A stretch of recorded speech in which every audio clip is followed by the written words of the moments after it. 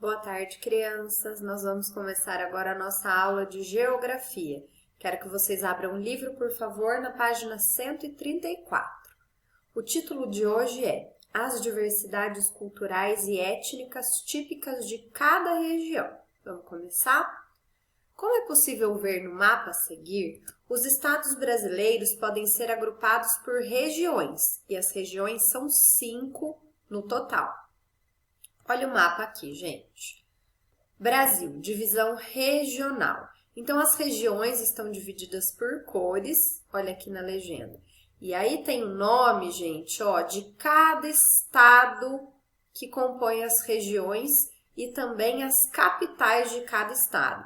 Eu preciso que vocês estudem com muita calma o nome dos estados brasileiros, tá bom? Porque mais pra frente a gente vai precisar saber isso aí direitinho, tá? Vamos continuar. Em cada uma dessas regiões, há particularidades relacionadas ao tipo de ocupação histórica do território, ao predomínio, de uma ou de outra etnia e também de condições naturais específicas que estão relacionadas ao clima, ao relevo, à hidrografia ou à vegetação. Dessa forma, podemos encontrar manifestações culturais em comum em cada uma dessas regiões do país. A seguir, veremos algumas características das regiões. Olha aqui o glossário, gente, atenção aqui. Etnia. Olha a palavrinha que a tia Marília tem falado para vocês já tem o tempo. Grupo que possui uma cultura e um histórico de formação específicos. Vamos agora para a página 135, no Você Sabia. Atualmente, o IBGE pesquisa a cor das pessoas com base na autodeclaração. No censo, por exemplo, o pesquisador pergunta ao entrevistador sua cor, que escolhe entre as categorias branco, preto, pardo, amarelo ou indígena. Essa classificação possibilita comparar dados ao longo do tempo e orientar políticas públicas. Políticas públicas são aquelas ações que o governo toma em favor da população, tá bom, gente? Porém, críticas apontam que as categorias poderiam ser rediscutidas, já que foram criadas em 1872 e passaram por poucas modificações desde então. Glossário. O que é o censo? É o conjunto de dados estatísticos que informam diferentes características dos habitantes de um lugar, o município que eles moram, o estado, a região ou o país. Nós vamos começar, gente, a estudar a região sul, tá bom? Essa parte do Brasil foi colonizada principalmente por europeus. Uma consequência disso é o predomínio da etnia branca. De acordo com o Instituto Brasileiro de Geografia e Estatística, o IBGE, cerca de 74% das pessoas que moram nessa região se declaram brancas. Festejos nos quais se celebram as influências europeias são comuns na região sul. Exemplos dessas festas tradicionais se dão nas cidades de Pomerode, em Santa Catarina, e de Caxias do Sul, no Rio Grande do Sul. A festa pomerana ocorre em Pomerode, de colonização alemã, e a Festa Nacional da Uva é realizada em Caxias do Sul, de colonização italiana. Olha a imagem, gente. Dança típica alemã sendo realizada na festa Oktoberfest, em Blumenau, Santa Catarina, que celebra a cultura dos imigrantes alemães. Página 136. Outra particularidade dessa região é que ela se localiza fora da região tropical, apresentando baixas temperaturas na maior parte do ano. As matas de araucárias, que tiveram significativa parte da vegetação reduzida por causa das práticas agrícolas, e os campos formam a paisagem natural dessa porção do país. Duas imagens aqui características da região sul e uma tem aqui na nossa região também, é bem comum. O chimarrão, preparado a partir da erva mate, é uma bebida popular na região. E o pinhão, fruto da araucária, usado em diversas receitas locais. A gente está acostumado aqui com pinhão, né? Bom, agora que a gente já viu um pouquinho sobre a região sul, a gente vai conhecer um pouco sobre a região sudeste. Essa região teve diversas influências culturais ao longo de sua história. O litoral foi ocupado desde os primeiros anos da chegada dos portugueses. No interior, existiam diversos povos indígenas que foram aos poucos perdendo seus territórios para os colonizadores. A região também foi o centro de dois importantes períodos econômicos durante a colonização, com a extração do ouro e a produção do café. Dessa forma, muitos africanos foram incorporados à região, na condição de escravizados. Em decorrência desse complexo passado, a composição étnica da região é bastante diversificada. De acordo com o IBGE, em 2017, das pessoas que moravam na região, cerca de 51% se declaravam brancas, por volta de 38% pardas e aproximadamente 10% pretas. A baixa presença de indígenas na região atualmente revela como a ocupação do território afetou os povos nativos. Entre as diversas particularidades culturais dessa região, há destaque especial para a culinária. Alguns pratos são bem famosos e característicos dessa parte do país. Em Minas Gerais, o pão de queijo, em São Paulo, o virado à paulista, no Rio de Janeiro, a feijoada e no Espírito Santo, a moqueca capixaba.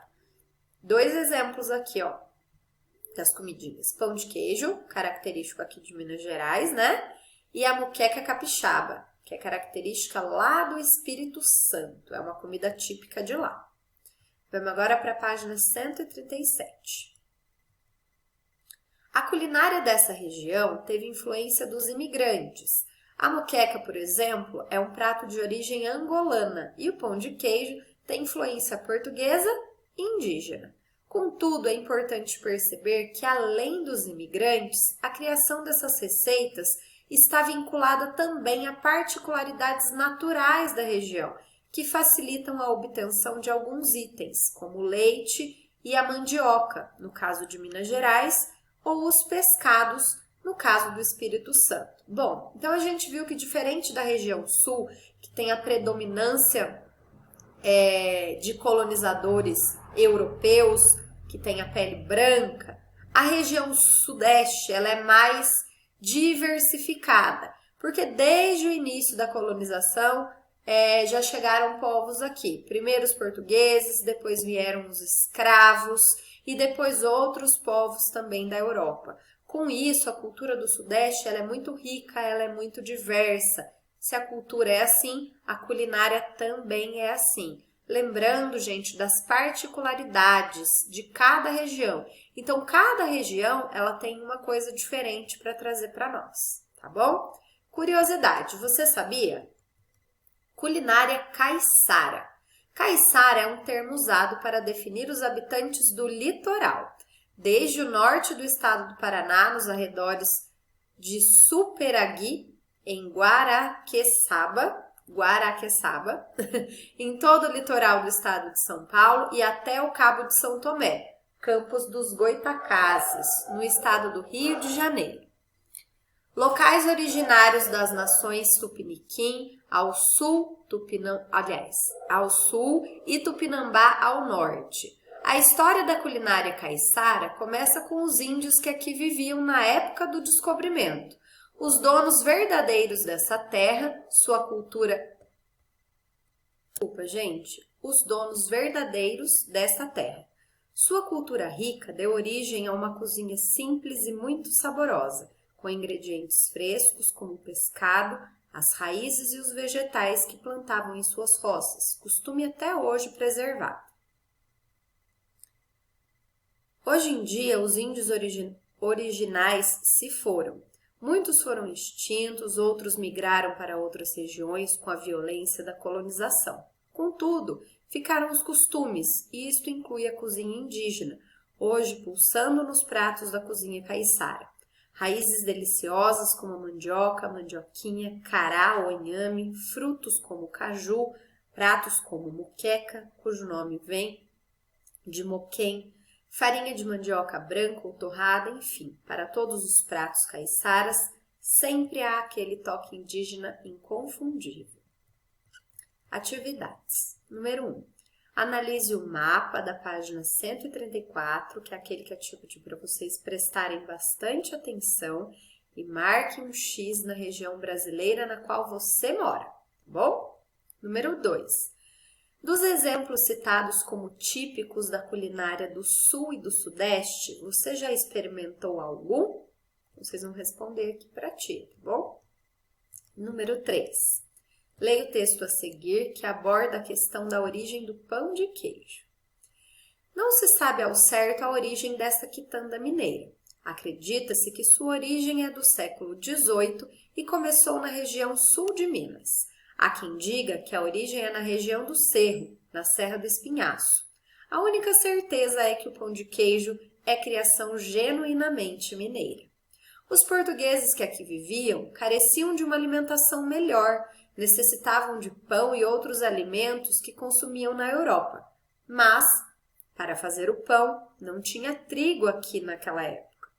Da necessidade de se fazer o pão, o polvilho começou a ser usado como substituto do trigo, e daí foi se desenvolvendo o nosso próprio pão.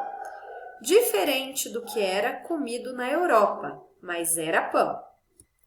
Não tinha trigo, tinha polvilho, e para melhorar o sabor acrescentavam queijo. Daí surgiu o nosso pão de queijo e também o biscoito de queijo. Bom, escolha a alternativa que melhor explica como as particularidades naturais encontradas em Minas Gerais ajudaram no desenvolvimento desse importante símbolo da cultura mineira. Então, vocês vão ver aqui qual é a alternativa que melhor explica por que as condições naturais aqui de Minas Gerais ajudaram no desenvolvimento desse símbolo, que é o pão de queijo, tá bom? Assinalem a alternativa correta. Bom trabalho, crianças, bons estudos e qualquer coisa é só me chamar. Um beijo.